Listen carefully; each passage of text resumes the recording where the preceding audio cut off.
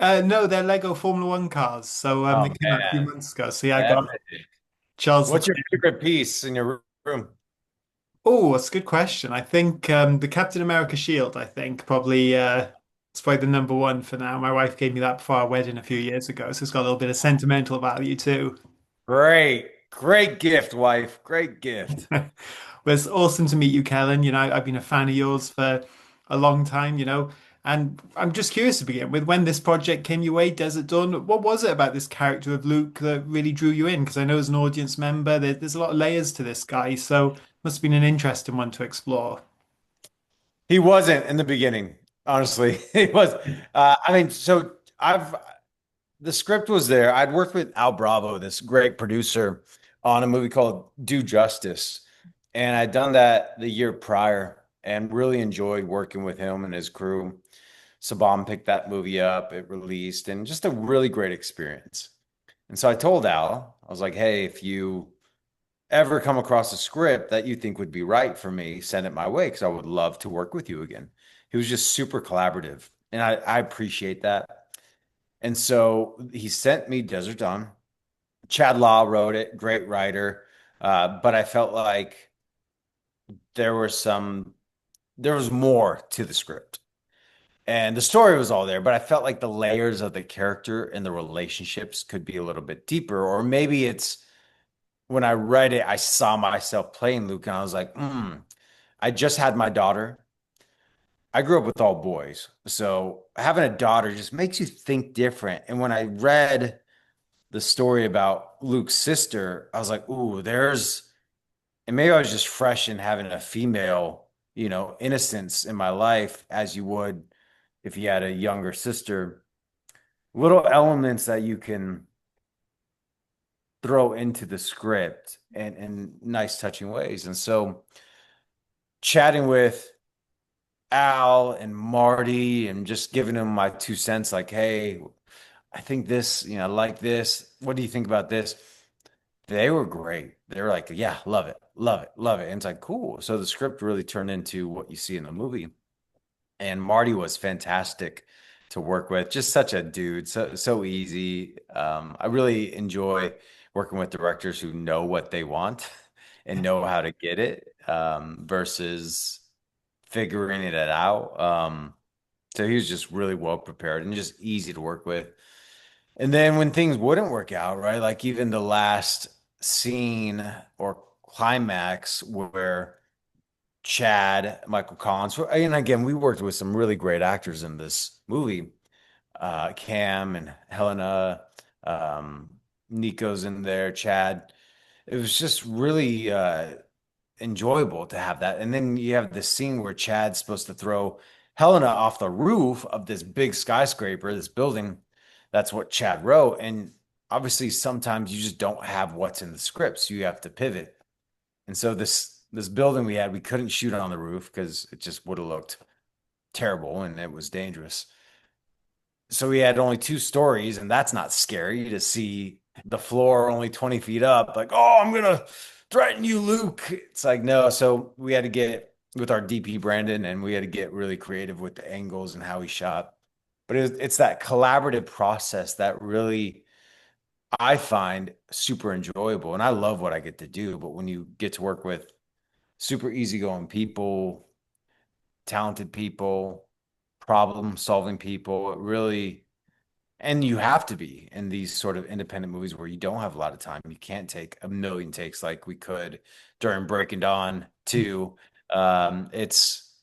It's fun. And then working with Cam, I've been a fan of his, really interesting actor. I've known him for a long time. We auditioned for a lot of the same things, but working with him on Twilight, we didn't really get to work together. I don't even think we said any words to each other dialogue wise. So having him on the same side as me on this movie, it was just really fun to collaborate with him and draw out more and more from these characters and their relationship together. Oh, it's fantastic. I can tell obviously you really delved into the character stuff. And then in contrast, you're obviously the lead here of your own action movie as well. And I know going way back now, you're obviously part of Expendables 3 with some huge action legends. So did that experience almost lay the foundation for you now, 10 plus years on in your career to lead a movie like this one and take that almost action hero role? We would have seen someone like Stallone do it, in the prime of his career, for example. Yeah, I mean, I like playing the hero, and hey, make me the lead in your movie, sure. I thrive under pressure and having the responsibility of the film. But it's also just something like I like kicking butt. I like taking names. I like being able to do all my stunts and fight and shoot guns and drive fast cars or motorcycles. And so it's really cool. And working with, because I'd done quite a few action movies prior to Expendables. Even Hercules was so much Yeah. fun, and that helped me get Expendables. And then Patrick, our director for Expendables, and working with all those guys, I'm really grateful it was Expendables 3. Because if it was Expendables 1, I feel like all those A-list, A-type personalities would be dicks to each other, and be alpha. And it was cool. The third movie, everyone was so dialed in. They knew their characters. Everyone was just having a great time. As Sly likes to. I mean, him and Arnold would just have the biggest smiles on their face. And Sly improvs all the time. So it's really great. I learned so much from him whilst doing our press tour in Europe. He's like he invited me on his jet, and it was five or six of us Expendables, and his family was there because his daughters were Twilight fans. So I'm like, yeah, I'll use this to my advantage, and I just got to pick his brain and just about his career, his advice, and I'll never forget that. He's a legend. Oh, that's awesome. And I know you mentioned Cam before. There's that great scene between the two of you where obviously his character says he doesn't trust Luke, and there's a lot of conflict between them, and we see that relationship develop as the film goes on. So, did you two spend a lot of time working on that back and forth and trying to maybe figure out some of the backstory these guys have? Because obviously that's alluded to a lot that they've known each other. Obviously, Luke's coming back, and really interesting scene, I would imagine, to sink your teeth into. Yeah, and I'm really grateful for it because and to be honest, there were some holes in the script. And I think I'm a little A-type or anal about that because I don't treat the audience as dumb.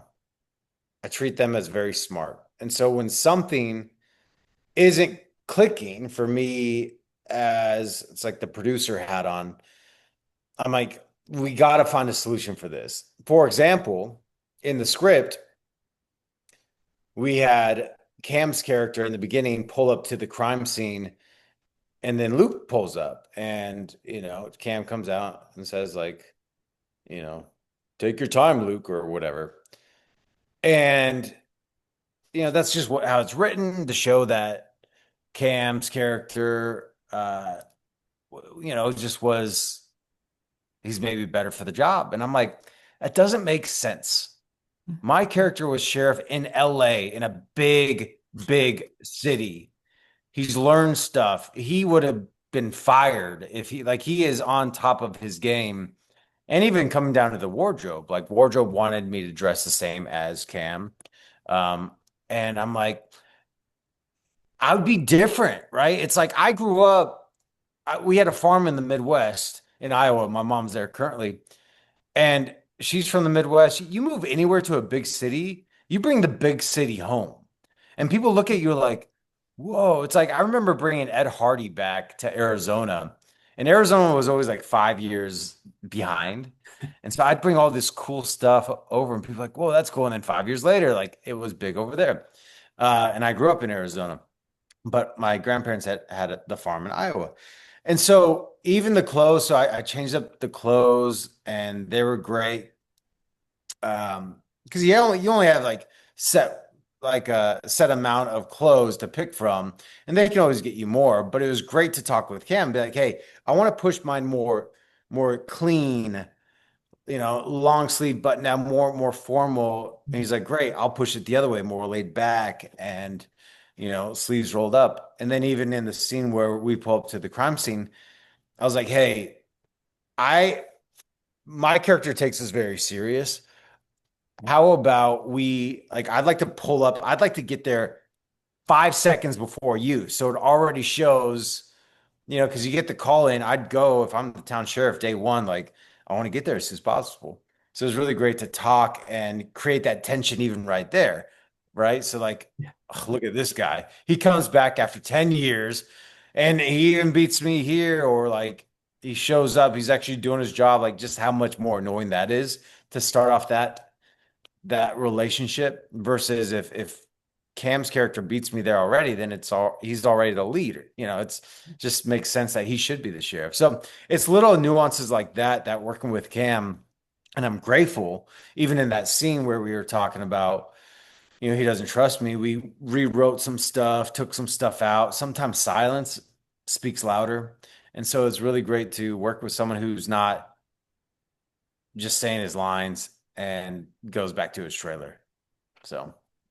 Oh no, that's great to hear. And as you said a few times, you were really involved creatively with this film and going back to being part of something like Twilight early in your career. Obviously, that's big studio movie. You're having to adhere to that source material. So at this point in your career, when you come onto a film like this, is it quite important for you that you can have that sort of input and you can help build a character like Luke and, inject some of your ideas and your personality into the guy as well?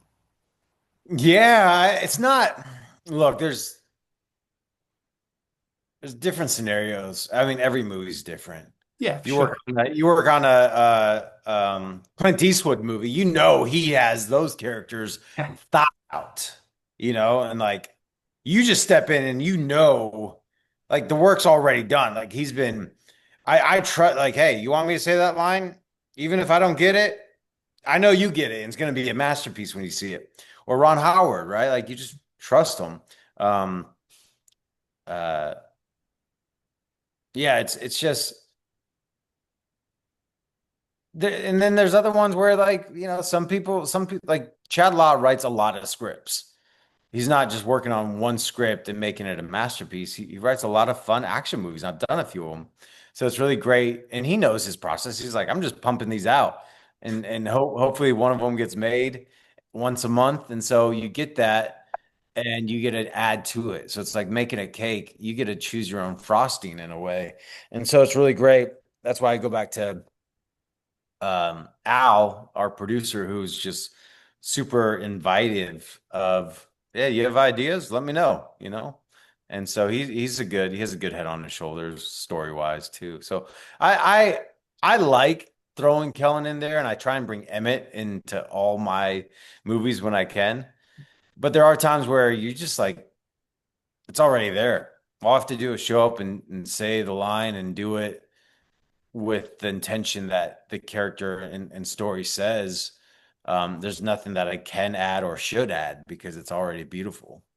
Yeah, and that's great to hear that kind of balance. And talking to the big franchises, I'm curious, has a superhero movie ever come your way? Have you ever auditioned for any of those, or having done Twilight and obviously the amazing legacy that franchises have got, was that one big franchise almost enough for you in some ways? No, I loved doing Hercules, and it would have been cool if that continued. I don't even know if we had sequel in mind. I look, I would I love to do a Marvel or Avengers. I auditioned for Thor and Captain America. I don't think I got pretty close to those ones, but obviously Chris and Chris are brilliant for those. I don't think I've auditioned again for a Marvel one, but I'd be open to doing another big franchise. I know some people they get just tired of playing. Look, I mean, if you have a role where you're wearing a costume and you don't have to be there every day, like Deadpool or Spider-Man or Iron Man sometimes, like that's pretty awesome. But then you have other characters like Scarlett Johansson, Captain America, a lot of times, Hawkeye, they're human. Like you can see them. They don't have a full mask. Like you have to be there on set. You got to be there. And sometimes a lot of actors just get tired of those roles. I can't imagine playing a role like Dave Bautista or Zoe Saldana where you have to just wear makeup. So you're in the chair for hours or a suit that's super super tight and doesn't breathe. I think Jennifer Lawrence like hated her Mystique outfit. Mm. Maybe that was just before we had really great suits that you could put on, and maybe there's a lot of work. I think if I remember right, she didn't like the process of what that took for hours before you shoot. It's a lot of work. And I can see the joy be stripped away because sometimes you're shooting and then you're in that costume, you're in that look for I remember during Twilight we were in white makeup, but we had to keep our contacts in for hours. And sometimes we wouldn't even get to our scene. So it was like 14 hours where you're just and you can't sleep with those contacts in. And it's just like you feel a little mad, you go a little crazy. Oh, well, we'll see on that one. But for now, Kellen, congrats on Desert Dawn. No, I thank had you. such a good time watching this film, and I think audiences will too, because it's a real badass one. So, yeah, awesome to meet you, and thank you so much for taking Thanks, the. Josh. Have a good one, buddy. You Thanks. too.